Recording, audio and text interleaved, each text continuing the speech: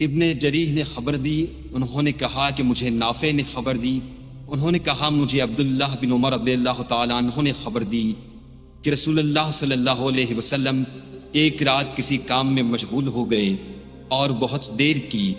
ہم نماز کے انتظار میں بیٹھے ہوئے مسجد ہی میں سو گئے، پھر ہم بیدار ہوئے، پھر ہم سو گئے، پھر ہم بیدار ہوئے، پھر نبی کریم صلی اللہ علیہ وسلم گھر سے باہر تشریف لائے اور فرمایا دنیا کا کوئی شخص بھی تمہارے سوا اس نماز کا انتظار نہیں کرتا۔ اگر نیند کا غلبہ نہ ہوتا تو ابن عمر رضی اللہ تعالی عنہ نماز عشاء کو پہلے پڑھنے یا بعد میں پڑھنے کو کوئی اہمیت نہیں دیتے تھے، کبھی نماز عشاء سے پہلے آپ سو بھی لیتے تھے۔ ابن جریح نے کہا کہ میں نے عطا سے معلوم کیا تو انہوں نے فرمایا کہ میں نے حضرت عبداللہ بن عباس رضی اللہ تعالی عنہ سے سنا تھا کہ نبی کریم صلی اللہ علیہ وسلم نے کہ ایک رات عشاء کی نماز میں دیر کی، جس کے نتیجے میں لوگ مسجد ہی میں سو گئے، پھر بیدار ہوئے، پھر سو گئے، پھر بیدار ہوئے، آخر میں عمر بن خطاب رضی اللہ تعالی عنہ اٹھے اور پکارا نماز۔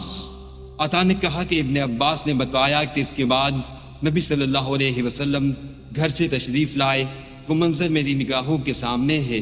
جبکہ آپ صلی اللہ علیہ وسلم کے سر مبارک سے پانی کے قطرے ٹپک رہے تھے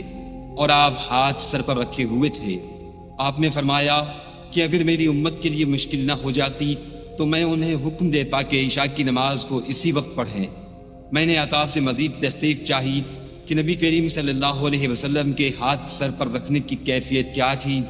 ابن عباس رضی اللہ تعالی عنہ نے انہیں اس سلسلے میں کس طرح خبر دی تھی، اس پر حضرت عطا نے اپنے ہاتھ کی انگلیاں تھوڑی سی کھول دی اور انہیں سر کے ایک کنارے پر رکھا، پھر انہیں یہ ملا کر یوں سر پر پھیرنے لگے کہ ان کا انگوٹھا کان کے اس کنارے سے جو چہرے سے قریب ہے اور داڑھی سے جا لگا۔